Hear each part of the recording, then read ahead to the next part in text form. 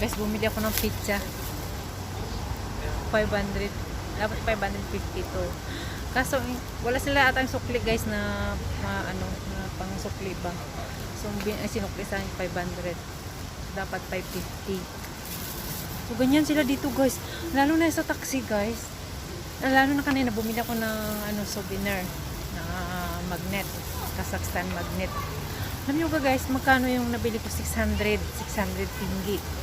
And then, binigay ko 1,000. Sinukli sa akin guys, 500 kasi discount daw. May discount na 100. Dito naman may discount na naman siya na 50 tinggi.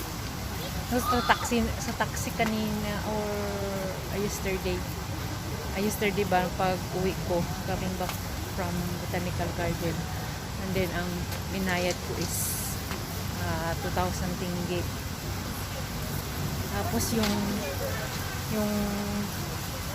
ko dapat 1,080 yung sa taxi kasi naka-fix na yun, ibabayaran mo yun. Wala akong sukli guys, wala akong chance na yung pang barya na 80. So sinukli sa akin guys 1,000.